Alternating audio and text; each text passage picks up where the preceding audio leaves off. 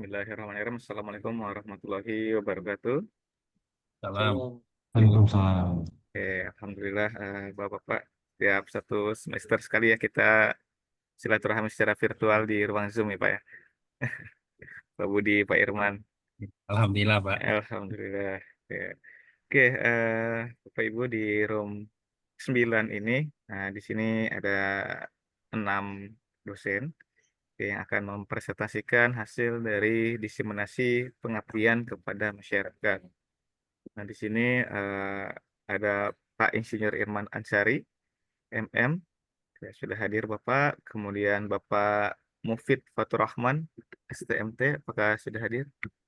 Sudah hadir, Pak. Sudah ya Pak. Baik, kemudian selanjutnya ada Bapak Zaki Rosmi Mubarok, STSIMT, Ada tadi, Pak. ada ya? Oke, baik. Kemudian Bapak Budi Indrawijaya, STMSI. Kemudian selanjutnya Bapak Insinyur Irwan Mulyadi, STMT. Herwan lagi di perjalanan Pak Joko, jadi mungkin nanti saya Oh, baik, oleh Pak Budi ya Pak. satu grup. Ah, baik, siap. Judulnya sama ya Pak ya? Sama, cuma tempat yang beda nih. Pak. Oh, tempatnya berbeda. Baik, Pak Budi. Kemudian selanjutnya Pak Diki Trijatmiko. Apakah ada?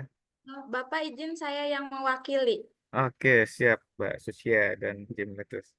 Oke, baik Bapak Ibu, kita untuk mempercepat waktu gitu ya, marilah kita langsung saja dimulai diseminasinya dari peserta diseminasi pertama Bapak Insinyur Irman Ansari dengan judul PKM Pentingnya Halal dalam Pangan untuk Kehidupan di Yayasan Tunas Insan Mulia Sawangan Depok. Pak Ya, Irman, dipersilakan Bapak.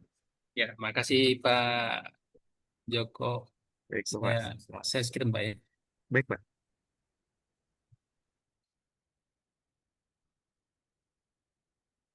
Udah terlihat, Pak.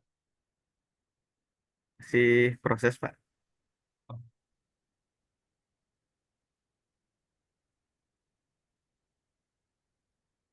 Sudah terlihat, Pak, belum? Belum Pak, masih proses seperti di sini. Ini kenapa ya? Aduh. Mungkin dari Pak Budi atau yang lain mungkin sudah bisa melihat. Belum, masih berproses. Ya, masih berproses. Masih proses ya? Ya, masih Pak.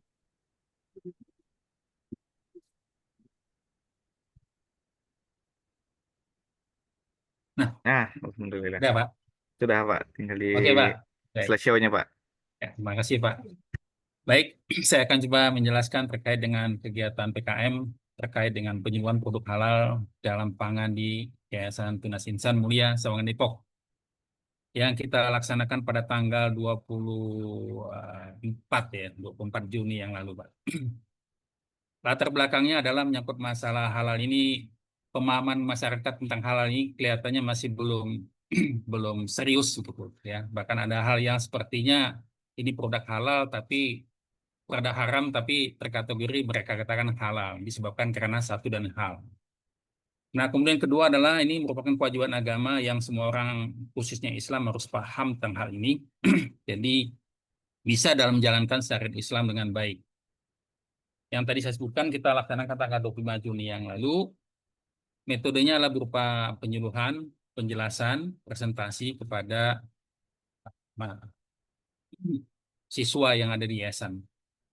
Baik, terkait dengan produk halal ini adalah terkait dengan metode daripada suatu produk mendapatkan sertifikat halal dan akan diberi label halal pada kemasannya. Nah, untuk mendapatkan itu ada dua sistem, yaitu yang pertama disebut dengan sistem jaminan produk halal. Nah, ini adalah sistem barunya. Sebelumnya adalah sistem jaminan halal atau SJH. Yang mana keduanya yang SJPH ini 1/5 kriteria dengan SJH-nya adalah 1/11. Tapi pada prinsipnya adalah penyederhanaan saja. Secara keseluruhan, secara keseluruhan dia adalah hampir sama seperti disebut di sini ya. Yang lima kriteria dia merangkum daripada kriteria yang lain yang di 11 kriteria. Jadi secara total sebenarnya hanya untuk lebih menyederhanakan daripada kriteria tersebut. Baik.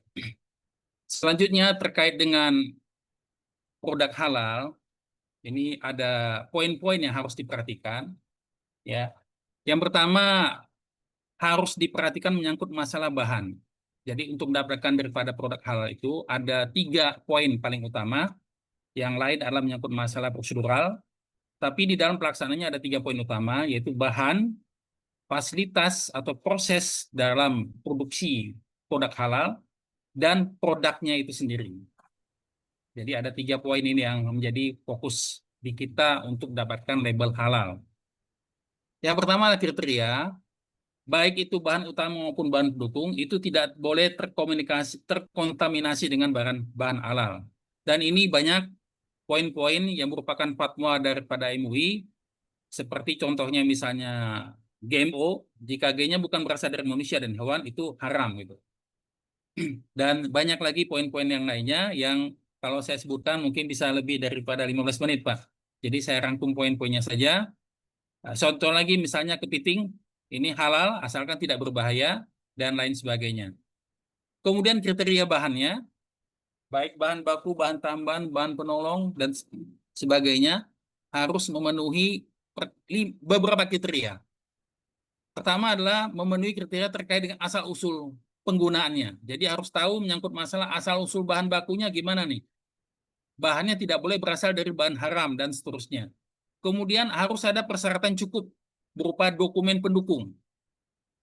Kemudian ada lagi yang disebut dengan adanya mekanisme menjamin keberlakuan dokumen pendukung. Ini poin yang ketiga yang menjadi kriterianya. Nah, berikutnya ini ada penjelasan terkait dengan apa itu bahan yang tidak boleh berasal dari bahan haram misalnya, Pak ya. Seperti ini tercantum nih. Jadi kalau saya sebutkan terlalu panjang, Pak, bahan babi contohnya atau bagian anggota tubuh manusia dan sebagainya.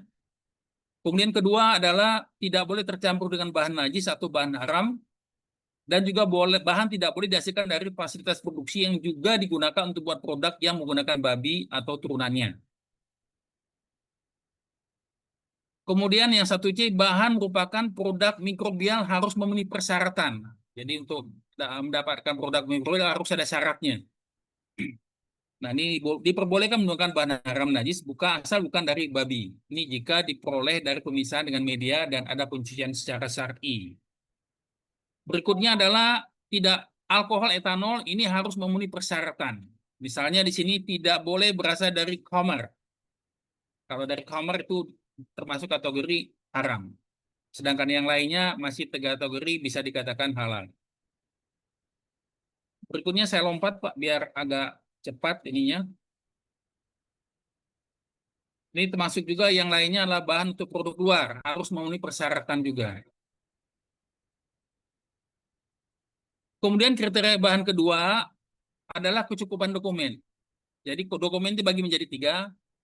Kalau tidak kritis, bahannya tidak terkategori adalah bahan yang kritis haram, itu tidak perlu dokumen. Tapi kalau kritis, harus ada sertifikat halalnya. Ada lagi bagian yang lain adalah kritis namun tidak harus bersertifikat. Nah, ini ada beberapa poin di sini disebutkan.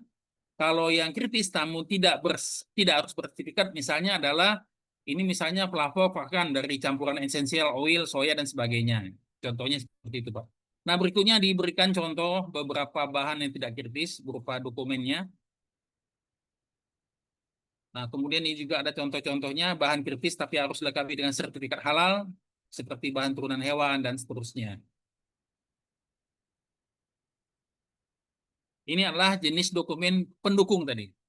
Selain sertifikat halal seperti diagram ahli proses, spesifikasi, COA, kuesioner, kemudian surat konsistensi dan pernyataan bebas babi. Ini terkait sama bahan-bahan tadi, Pak. Dan ini adalah dokumennya. Berikutnya adalah fasilitas produksi. Nah, jadi dalam prosesnya itu juga dijamin tidak boleh ada terkontaminasi dengan bahan-bahan haram. Misalnya juga ada bahan misalnya di satu industri atau satu perusahaan industri proses produksi bahan makanan, ada bahan halal dan haram. Nah, kalau seandainya dalam prosesnya terjadi perubahan bisa jadi dari produksi haram ke halal, maka harus dipastikan semua fasilitas proses produksi untuk yang produksi halal itu dijamin betul-betul sudah bersih dan terhindar daripada bahan-bahan yang haram tadi. Itu terkait sama prosesnya. Di sini ada yang namanya kategori fasilitas halal, halal dan sharing fasilitas. Ini sharing fasilitas ini yang saya sebutkan tadi, yaitu ada menggunakan dua alat tapi untuk produksi yang halal dan haram. Ini juga harus dipastikan tidak ada terkontaminasi. Berikutnya adalah saya lompat langsung Pak karena panjang juga ini produk misalnya. Nah, produk ini juga dibagi menjadi beberapa, ada 8. Dari sisi nama itu boleh disebutkan bahwasanya tidak boleh ada nama yang mengandung nama ini Pak, penamaannya. Misalnya adalah wine dan sebagainya atau apa ini lagi, pub beer, ini tidak boleh. Dan kalau seandainya ada seperti ini, maka sertifikat halal pada label itu akan tidak disetujui, Pak. Tidak bisa dipakai, digunakan. Begitu juga dengan yang lain, misalnya dari sisi nama, misalnya seperti ini, bakon, babi, dan sebagainya. Kemudian ada nama-nama yang lain lagi. Simbol juga tidak boleh melambangkan nama-nama yang tidak syar'i. Contoh misalnya ada makanan, semuanya produksinya halal, tapi namanya juga haram, seperti misalnya mie iblis. Nah, ini termasuk kategori yang haram, ya. Tidak boleh produk yang label halal menggunakan nama seperti demikian. Maka dikategorikan dia adalah produk yang haram, seperti demikian. Poin utamanya seperti demikian, Pak. Ya, pada poin utamanya seperti demikian. Jadi ada beberapa poin juga terkait sama produk ini. Bisa jadi produknya produksinya semua halal, tapi di dalam apa labelnya ataupun lambangnya mencerminkan agama yang lain. Nah, itu juga termasuk kategori yang tidak didapatkan label halalnya. Nah, seperti demikian. Ataupun juga tadi misalnya ada produknya halal semua, tapi ada lambang yang mencerminkan seperti lambang babi atau anjing dan sebagainya, maka termasuk kategori produknya produk yang haram. Mungkin demikian yang bisa saya sampaikan, Pak Joko. Terima kasih. Assalamualaikum warahmatullahi wabarakatuh. Waalaikumsalam warahmatullahi wabarakatuh. Baik, terima kasih Pak Irman. Baik, Bapak silakan jika ada yang ingin ditanyakan. Diskusi sebentar. Ya, cukup menarik. Pak Irman di sekolah tadi, Pak ya? Iya, Pak, di sekolah, Pak. Oke. Saya sempat mendengar berita sebenarnya Pak beberapa waktu lalu terkait makanan, minuman sorry, minuman Korea. Namun label halalnya itu label halal terbit dari Korea ya Pak. Gitu ya. Nah, Mm-mm. tapi ternyata di minuman tersebut mengandung B2 seperti itu, tapi berlabel halal Korea Pak. Gitu. Nah, Oh, jadi label halal ini apakah memang berlakunya hanya di daerah tertentu, misalnya Indonesia punya ketentuan sendiri, Korea punya ketentuan sendiri gitu, atau seperti apa ya? oh gitu, Pak ya. Ya. Baik, Pak. Makasih, Pak. Nah, ini terkait halal. Maaf, sebentar, Pak. Kaget juga.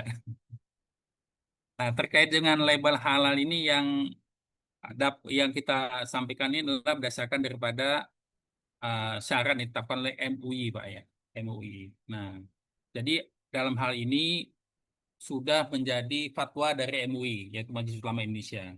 Adapun kalau ada produk dari luar, itu harus dicek ulang, Pak, untuk memastikan gitu.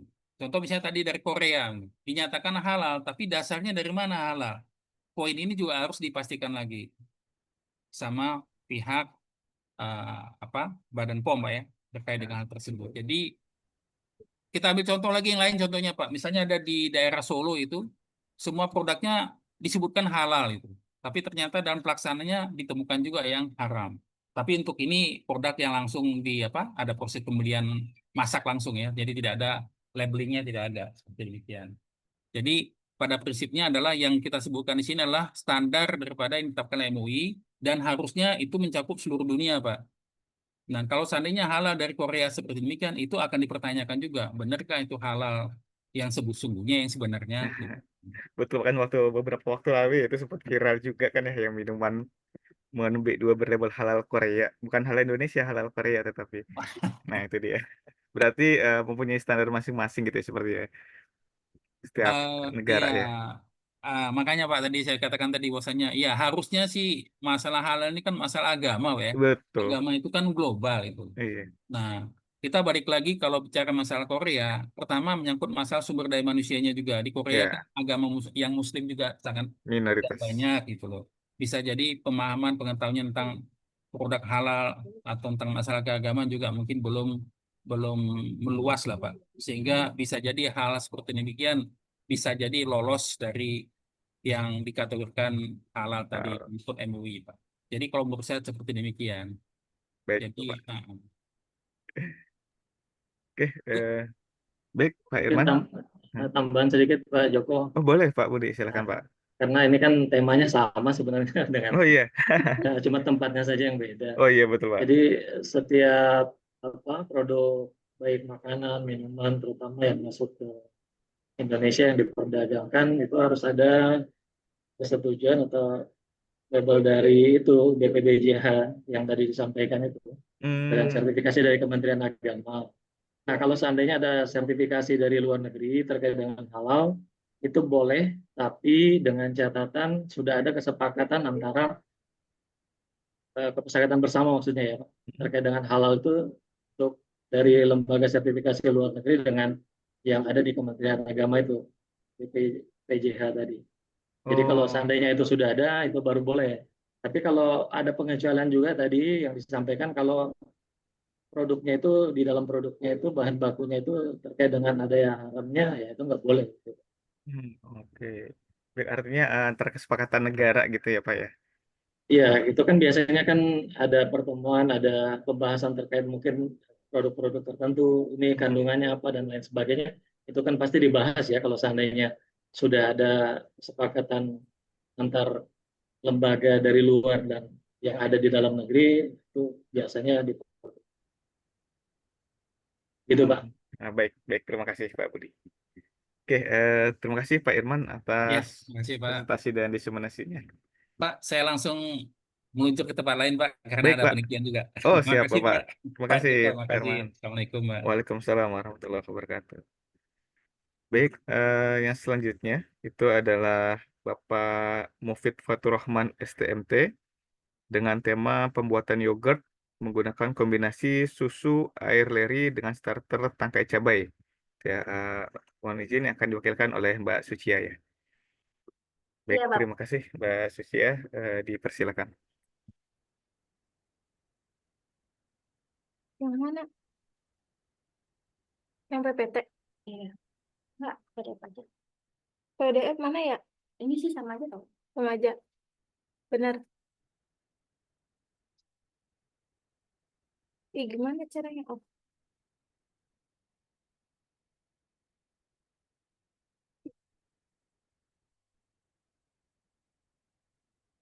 yang mana ya?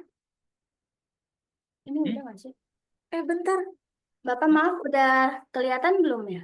Sudah terlihat. Ini bisa Oh, dipinjam. Mungkin bisa dimaksimize. ini nanti. Pak. Ya, Ya, kelihatan. oke. Baik. Sebelumnya terima kasih Bapak. Baik. Assalamualaikum warahmatullahi wabarakatuh. Waalaikumsalam warahmatullahi wabarakatuh.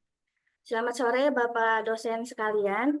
Sebelumnya izinkan saya memperkenalkan diri. Nama saya Sucia Lestari dari mahasiswi Program Studi Teknik Kimia Universitas Pamulang. Di sini saya akan mewakili Pak Mufid untuk memaparkan hasil dari kegiatan pengabdian kepada masyarakat yang telah kami lakukan pada tanggal 25 Juni 2025 dengan judul Pembuatan Yogurt dengan Tangkai Cabai dan Kombinasi Susu Air Leri. Ini aja.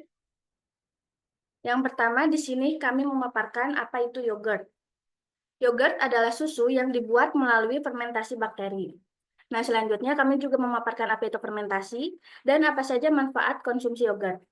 Fermentasi dalam proses biokimia ini adalah mikroorganisme seperti bakteri, ragi, atau jamur mengubah zat organik menjadi produk lain seperti asam, gas, atau alkohol tanpa menggunakan oksigen.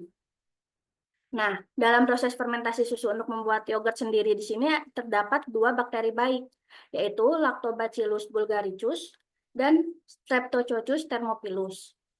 Nah, di sini juga terdapat beberapa manfaat mengkonsumsi yogurt, yaitu yang pertama itu sebagai sumber probiotik untuk menyeimbangkan bakteri baik di sistem pencernaan.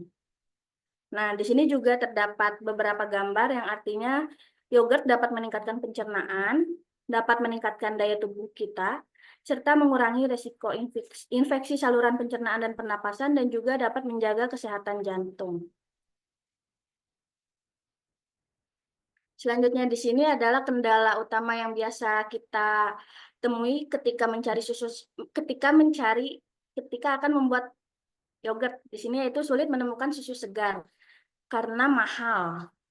Nah, di sini kita bisa menggantinya dengan ini, air cucian beras yang mengandung unsur, sebentar Bapak, saya nggak kelihatan ininya.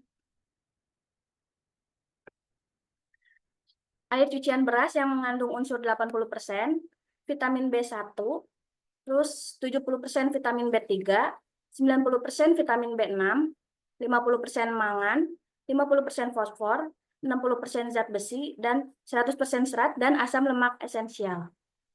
Nah, selanjutnya di sini terdapat beberapa alat dan bahan yang kami gunakan pada saat pelaksanaannya. Di sini kami menggunakan sendok, wadah, kompor. Selanjutnya bahannya di sini ada air leri, air cucian beras. Selanjutnya ada susu segar. Selanjutnya ada tangkai cabai. Selanjutnya ada bibit yogurt dan gula serta garam. Nah, di sini juga terdapat beberapa cara pembuatannya, yaitu yang pertama kita memanaskan 250 ml air leri. Selanjutnya memanaskan 250 ml susu segar. Terus kita mendinginkan hingga suhu ruang. Selanjutnya, tambahkan 2 sendok makan bibit yogurt dan 2 tangkai cabai. Lalu yang terakhir kita aduk rata, tutup rapat dan diamkan selama 24 jam. Nah, sudah seperti ini ketika yogurt sudah jadinya. Nah, selanjutnya di sini ada tindak lanjut luaran dan kesimpulannya. Yang pertama di sini tindak lanjut luaran. Di sini keberlanjutan dari PKM ini kami lakukan pemantauan terkait pengolahan yogurt menggunakan campuran air leri dan tangkai cabai untuk sumber bakteri secara umum, sehingga dapat meningkatkan kesadaran audiens terkait dengan kesehatan, bahkan hasilnya dapat dijadikan usaha mikro untuk meningkatkan perekonomian. Lalu selanjutnya, target luaran yang diharapkan dari pengabdian kepada masyarakat pengolahan yogurt menggunakan campuran air leri dan tangkai cabai ini untuk sumber bakteri baik berupa publikasi jurnal PKM nasional yang terakreditasi sebagai bentuk pertanggungjawaban terhadap pelaksanaan kegiatan kami ini. Lalu kesimpulannya di sini, kegiatan pengabdian kepada masyarakat dengan judul pembuatan yogurt dengan tangkai cabai dan kombinasi susu air leri secara umum berjalan dengan lancar dan tertib. Siswa-siswinya antusias dalam menyimak penjelasan materi yang diberikan, serta dapat mempraktekkan dengan baik. Selanjutnya, pengolahan yogurt menggunakan campuran air leri dan tangkai cabai untuk sumber bakteri baik ini sebagai solusi permasalahan masyarakat perlu digali lagi.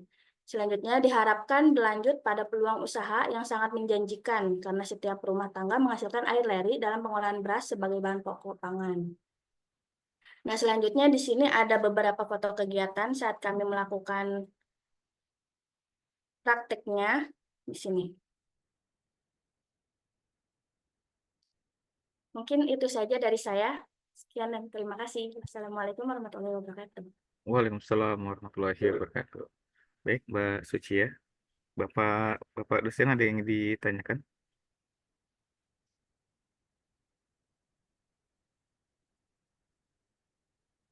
Oke, Mbak Suci ini tadi 250 ml air leri dan air susu segar ya. Iya, Itu nanti jadinya seberapa itu? waktu Jadi itu kami buat jadinya sekitar 15 bungkus. 15 bungkus dengan Ya. masing-masing Masing-masing kalau bungkus itu. saya waktu itu kami ngukurnya 8 sendok makan ke plastiknya gitu.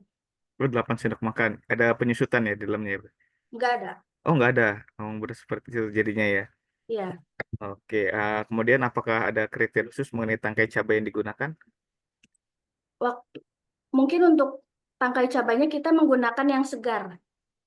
Oh, jenis cabai apapun itu ya? Ya. Oke. Tapi pada saat itu kami menggunakan cabai hijau. Oh, Hijau. 2 tangkai cabai. Jadi yang cabai itu yang tangkainya itu yang di atasnya Ya, itu. tangkainya aja. Oh, tangkainya aja. Iya, cabainya Oh, enggak, nanti pedes. oh iya, kirain tangkai dahan daunnya gitu, bukan ya berarti Nah, ya. Oh, tangkainya aja. tangkainya aja, tangkai cabai apapun. Oke, baik Mbak Suci ya. Ya, terima kasih atas presentasi dan diseminasi dari PKM-nya. Terima kasih, Silakan. Bapak. Baik, silakan di closing. Baik, mungkin itu saja pemaparan hasil dari pengabdian kepada masyarakat pembuatan yogurt. Kurang lebihnya mohon maaf. Wassalamualaikum warahmatullahi wabarakatuh. Waalaikumsalam warahmatullahi wabarakatuh. Kalau Baik, selanjutnya Bapak Zaki Rosmi Bubarok, SSI MT, dengan judul Penyuluhan Penyisian Sisa Pestisida Kimia pada Permukaan Sayur Sop Mentah dengan Teknik Ozonasi. mohon maaf Pak Joko, Pak Zakinya lagi ada presentasi penelitian di grup sebelah, Oh, masih di room sebelah. bergantian ya? Ya, Baik, betul. kalau gitu selanjutnya Pak Budi, berkenan Pak. Pak Budi Indrowijaya STMSI dengan judul Pentingnya Halal Pangan untuk Kehidupan. Ya, izin share screen dulu ya Pak. Baik Pak, silakan Bapak.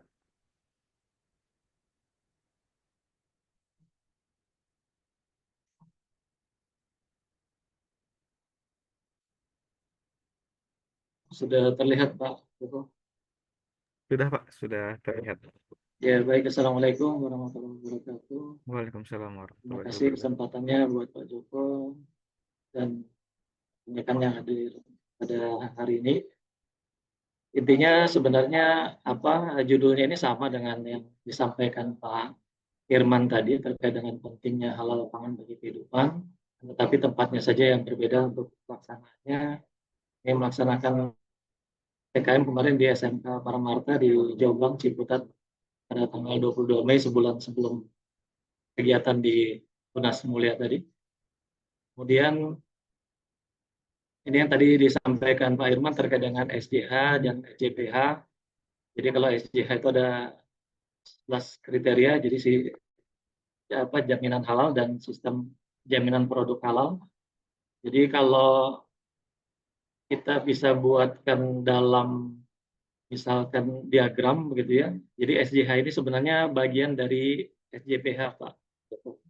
Jadi SJH sistem jaminan halal ini dulu ya waktu belum diwajibkan oleh perusahaan, jadi sistemnya hanya sifatnya sukarela saja bagi perusahaan. Tetapi setelah keluarnya kebijakan regulasi dari pemerintah di tahun 2014, nah SJH ini menjadi wajib, gitu ya. Menjadi wajib harus dilaksanakan. Kemudian SJPH ini disederhanakan lagi menjadi 5 kriteria. Kalau 11 kriteria dulu SJH ini diterbitkan oleh BPOM MUI, sementara kalau 5 kriteria ini diterbitkan oleh BPJPH dari Kementerian Agama. Nah, ini tadi sudah disampaikan kriteria sistemnya, ada beberapa sistem. Kemudian poin pentingnya adalah terkait dengan yang ada di sini, ya tadi sudah disampaikan sedikit oleh Pak Herman terkait dengan fatwa MUI. Jadi di sini fatwa MUI baik bahannya itu pewarna dari serangga itu sifatnya halal gitu ya. Ada acuannya, kemudian untuk resin juga yang diperoleh dari sekresi serangga juga halal. Akan tetapi misalkan dari bulu, rambut dan tanduk ya yang didapat dari bangkai binatang itu sifatnya haram tapi tidak najis. Jadi bisa digunakan sebagai produk bahan untuk produk luar. Jadi bukan dikonsumsi untuk makan atau minuman gitu ya Pak Joko. Jadi misalkan kayak kosmetik, nah itu masih dibolehkan. Kemudian kopi luwak selama kulit arinya masih utuh dan dicuci, ini sifatnya halal. Tapi kalau kulit arinya nggak ada, nah itu sifatnya berubah statusnya dari halal menjadi haram. Kemudian GMO, ini gennya bukan berasal dari manusia dan hewan. Kemudian kelinci yang disembelih juga berdasarkan hukum Islam itu sifatnya halal. Nah, untuk yang lain terkait dengan vinegar yang berasal dari Homar itu halal, kemudian bekicot itu haram dikonsumsi. Nah, mungkin banyak kita temui ya kalau di daerah terutama di Pulau Jawa itu banyak juga yang ada apa keripik begitu ya dan lain-lain yang hasilnya dari bekicot gitu ya. Mungkin kadang-kadang kita mungkin karena tidak tahu bahwa ini haram tidak boleh dikonsumsi maka biasanya kita makan juga begitu ya. Mungkin karena rasanya gurih dan enak. Kemudian jangkrik ini sifatnya halal, partikel emas sebagai bahan kosmetik untuk pria itu sifatnya mubah ya boleh. Kemudian sarang walet ya bahan yang diproduksi lebah, madu, termasuk daging bulus ini juga sifatnya halal. Nah ini tadi terkait dengan kriteria bahan yang dibahas itu bahan baku, bahan tambahan, BTP, kemudian bahan penolong termasuk juga kemasan, termasuk juga pelumas atau grease, bahan penolong, media validasi untuk pencucian termasuk menu untuk kontaminasinya juga termasuk. Nah ini tadi sedikit sudah disampaikan oleh Pak Irman terkait dengan kriteria bahan memenuhi kriteria terkait asal usul penggunaannya. Kemudian yang kedua itu persyaratan untuk kecukupannya, ya itu juga jadi syarat. Kemudian di sini juga terkait dengan yang berikutnya, ini sudah tersedia mekanisme untuk menjamin keberlakuan dokumen pendukung bahannya.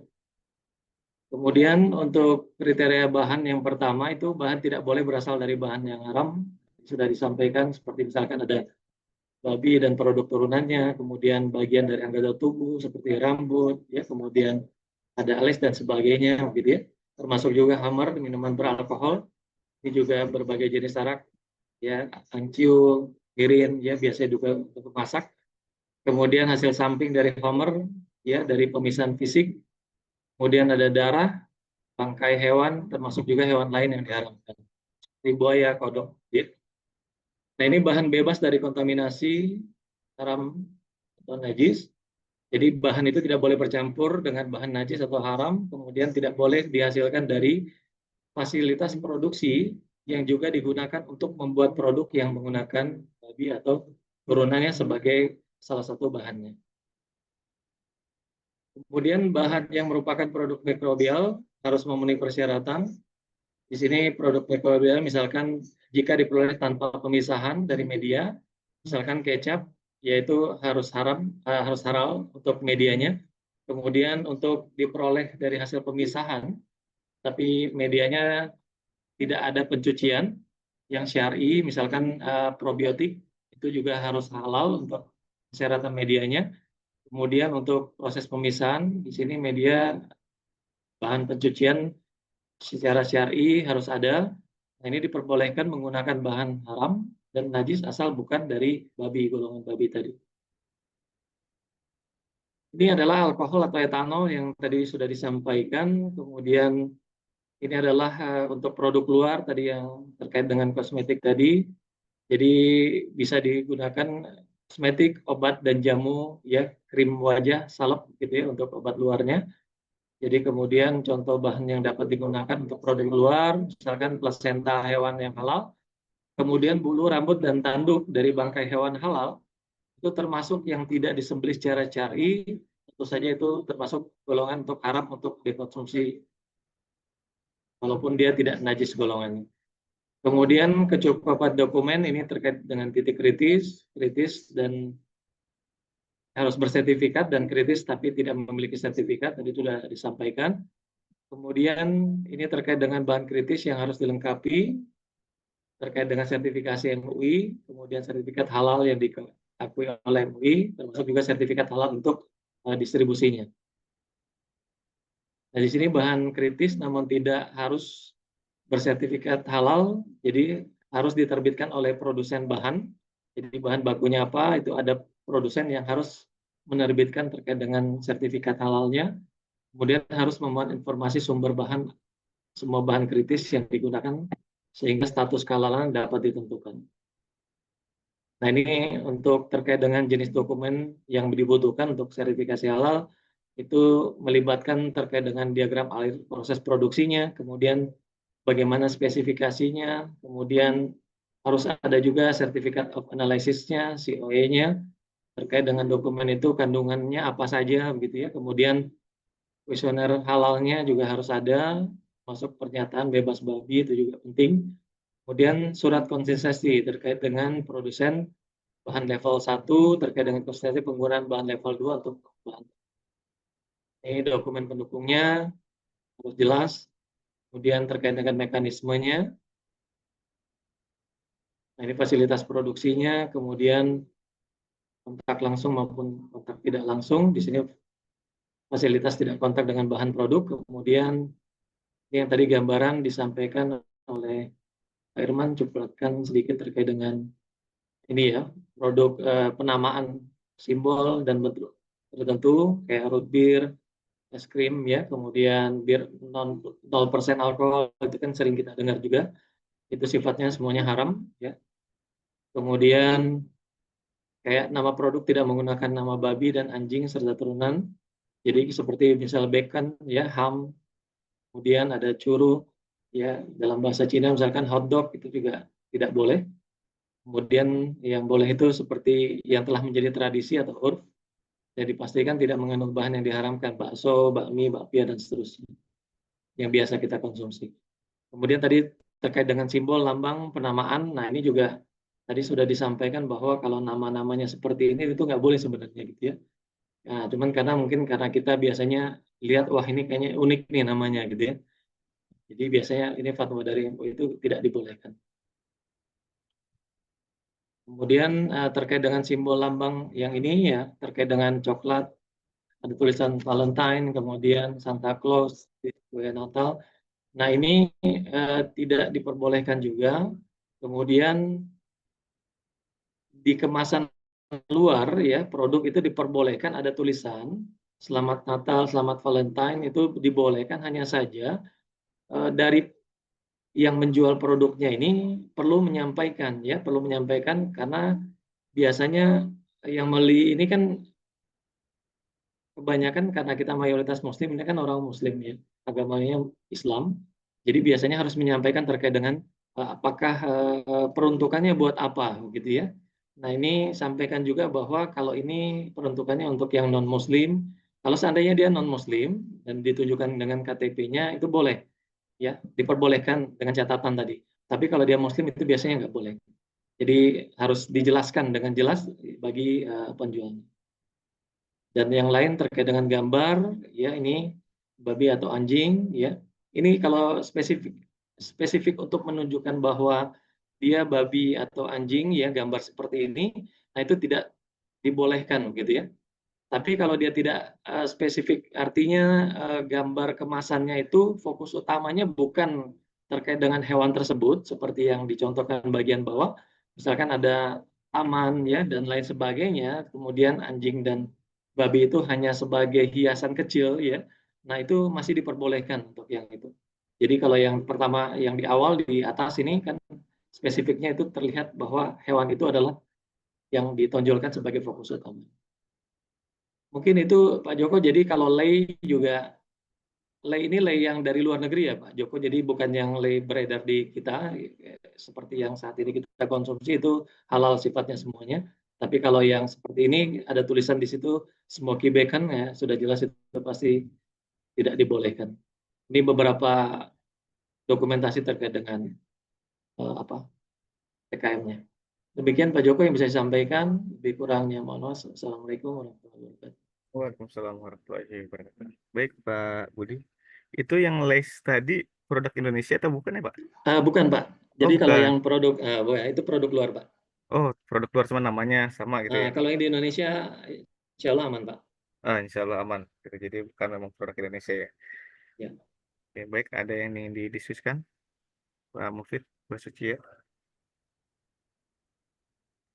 Oke, kemudian kalau produk yang tadi yang ada tulisan Selamat Natal dan sebagainya, itu artinya berarti non halal itu bukan makanannya atau seperti apa tadi, Pak ya? Yang mana tadi Pak? Iya. Sebentar, saya share lagi Pak. Heeh.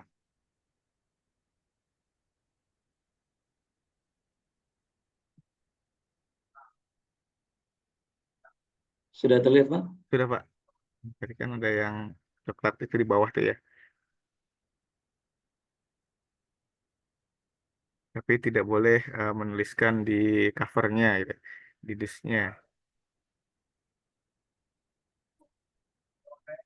Nah, ini nih. Ini ya Pak? Iya, itu kan kalau yang atas disilang coklat Valentine, tetapi di bawah itu diperbolehkan gitu Pak. Ini maksudnya diperbolehkan Yang adalah produknya, ini, iya, kemasan luar produk diperbolehkan ada tulisan Selamat Natal dan lain, tetapi tidak menggunakan logo halal di kemasan. ya kan kalau yang apa? Kalau yang di atas ini Hmm, itu kan sudah biasanya kan kalau untuk produk-produk ini itu kan tidak ada sertifikasi halalnya, betul. Pak. Nah, kalau yang di bawah itu biasanya di kemasannya, bukan di produknya ya, Pak. Tapi Oh, di oke. tapi di Hmm. kemasannya kadang-kadang kan ada tulisan kecil terkait dengan Selamat Natal, Selamat Valentine, gitu ya, Pak. Oh, oke, berarti kemasan meskipun Ya, isinya isinya produk-produk halal halal. gitu ya misalkan, Ya, tapi betul. kemasannya tidak boleh dilabelkan Ya, halal. Nah, jadi oh, tidak meletakkan, ya, jadi logo halal itu nggak boleh diletakkan kalau ada tulisan itu, Pak. oh gitu. Oke. Itu maksudnya. Karena ini kan Oke. peruntukannya kan buat yang non ya. Iya, betul. Heeh. Ya, Baik, baik. gitu, Oke, Pak. baik. Terima kasih Pak Budi. Ya, sama-sama. Kemudian untuk selanjutnya Pak Pak, Insinyur Irwan Pak Iron sendiri. Hah? itu sama, Pak, sebenarnya dengan itu, Pak. Oh, sama persis Kira-kira Pak, ya? perlu dipresentasikan lagi, sama persis, Pak. Oh, ini Cuman aja beda Pak. tempat saja. Cover aja mungkin Pak, biar saya screenshot Pak. Kalau ada covernya Pak.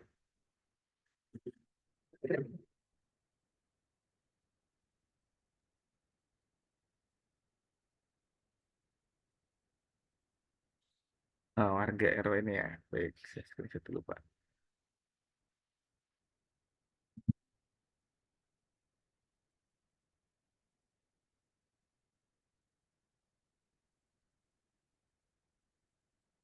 Baik Pak. Nah, cukup. Oke, baik. Terima kasih Pak Budi dan sekaligus tadi ya dengan presentasi untuk Pak Irwan Mulyadi. Untuk selanjutnya kita lanjutkan ke presentasi Pak Diki Trijetmitko STMT dengan judul Pembuatan Black Garlic sebagai Suplemen Kesehatan yang diwakilkan oleh Pak Secia dan Jemilatus ya. Diwakilkan oleh saya, Pak. Oh, baik, Mbak Jemilatus. Iya, Pak. Baik, silakan. Izin share ya, Pak. Share Silakan, screen. Mbak.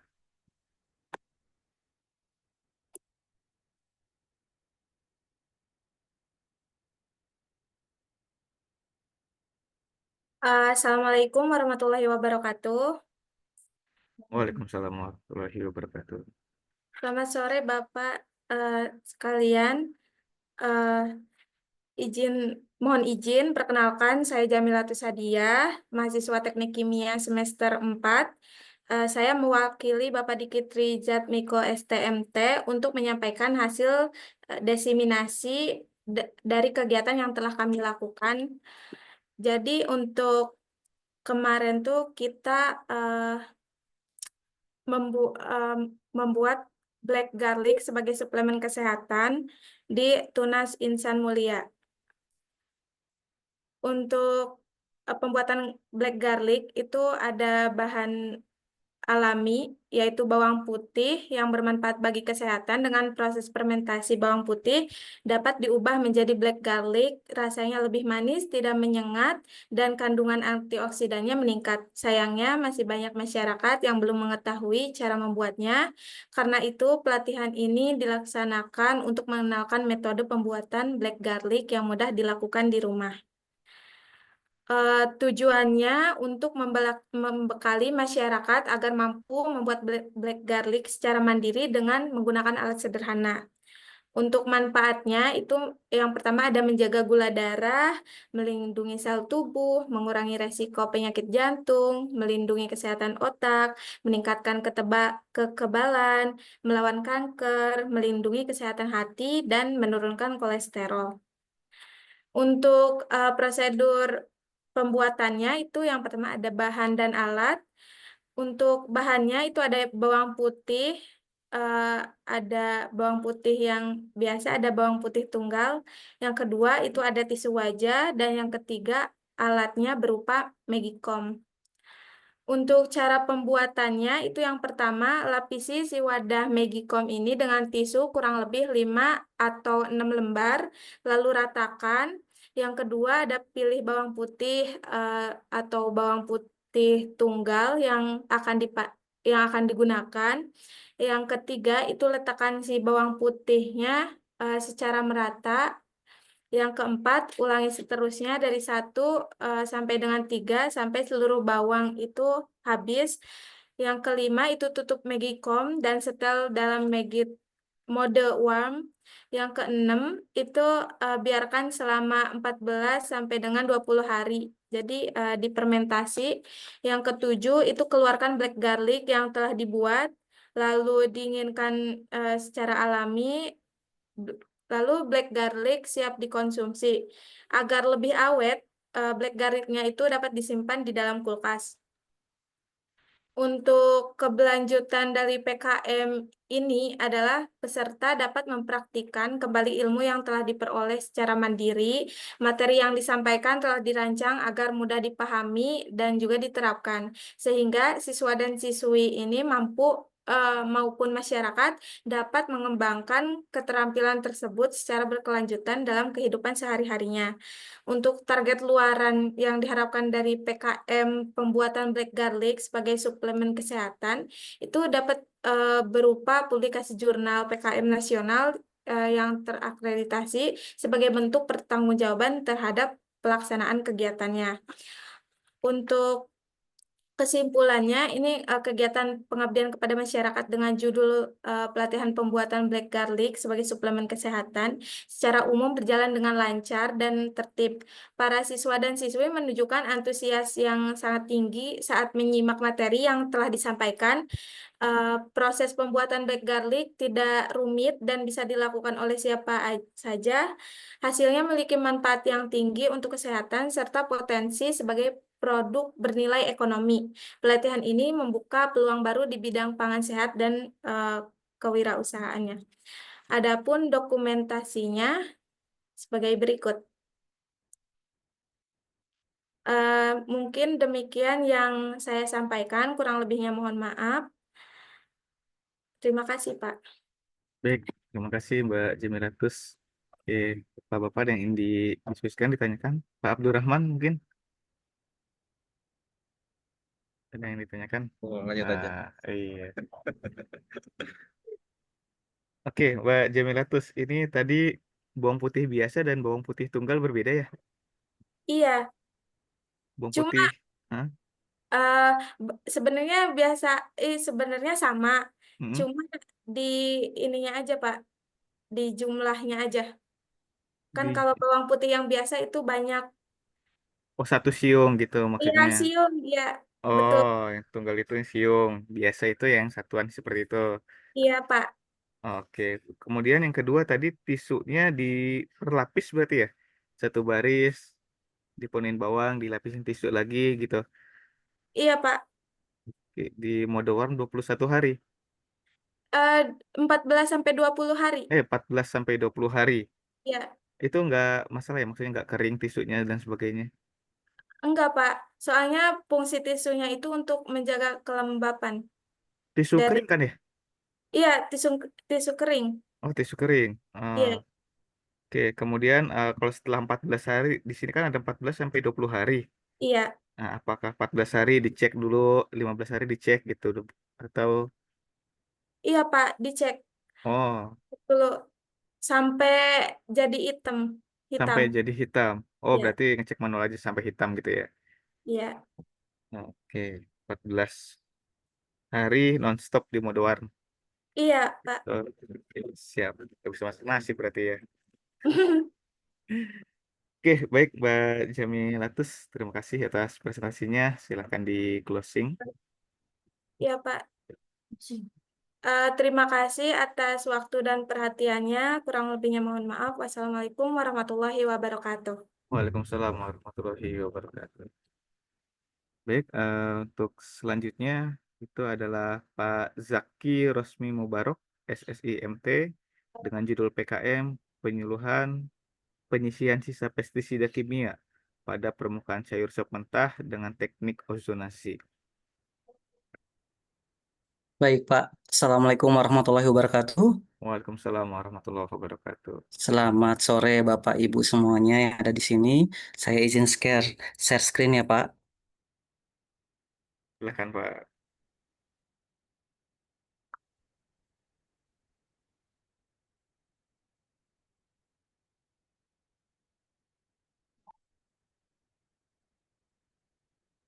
Apakah sudah terlihat, Pak? Sudah Pak, sudah terlihat. Baik, terima kasih. Assalamualaikum warahmatullahi wabarakatuh. Sebelumnya saya ucapkan terima kasih atas kesempatan yang sudah diberikan kepada saya. Saat ini saya akan mempresentasikan hasil dari PKM yang berjudul penyisihan sisa pestisida kimia pada permukaan sayuran sop mentah dengan teknik ozonasi.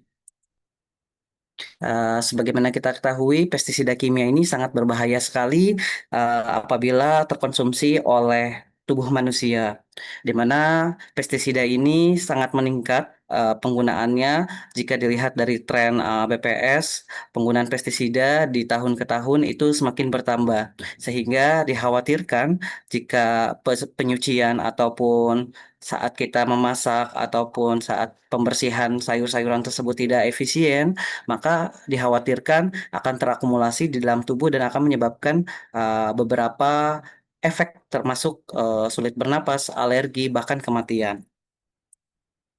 Di sini masalahnya, rumusan masalahnya yaitu kami ingin mengetahui di beberapa pasar yang kami sudah sampling apakah mengandung pestisida atau tidak.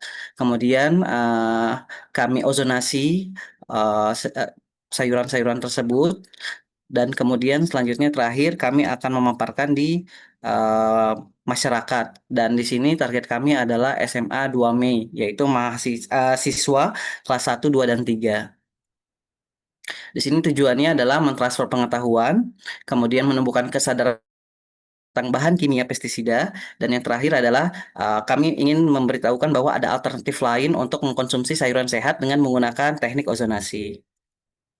Di sini pestisida sudah saya jelaskan tadi bahwa pestisida ini sangat berbahaya sekali karena tujuannya adalah untuk membunuh gitu, untuk membunuh baik itu serangga, hama seperti tikus, burung dan lain-lain. Sehingga toksisitas ini akan berbeda-beda untuk setiap makhluk hidup yang akan menjadi targetnya dan ini sangat berbahaya sekali jika memang pestisida tersebut ada di dalam sayuran dan bisa terkonsumsi oleh manusia.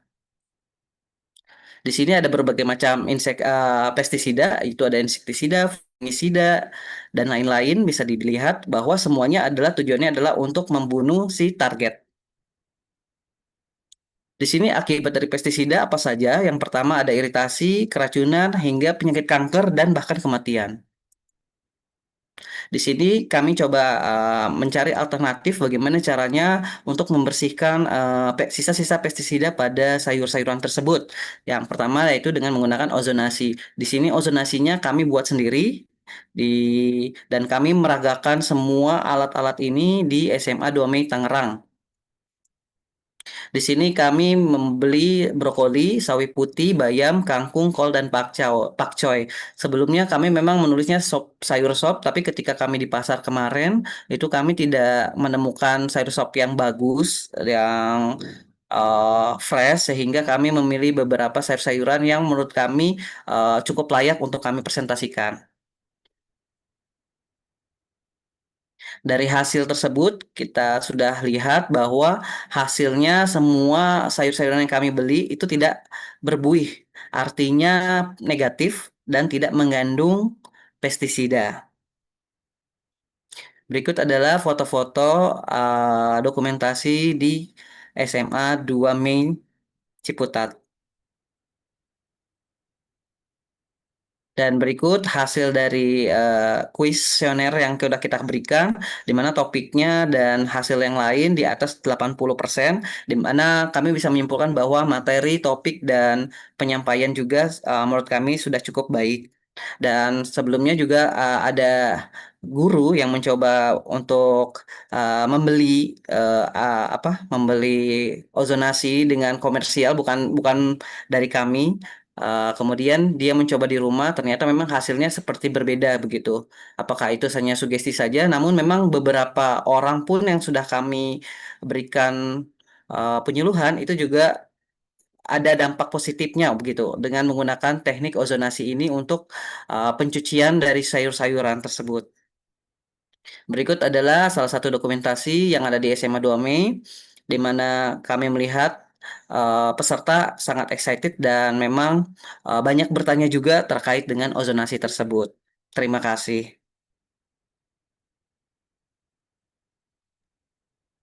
Baik, terima kasih Pak Zaki. Silakan ada yang ditanyakan mungkin Mbak Sucia, Mbak Jamilatus, Pak Mufid. Oke, Pak Zaki, saya sedikit bertanya ya. Iya, Di boleh, sini Pak.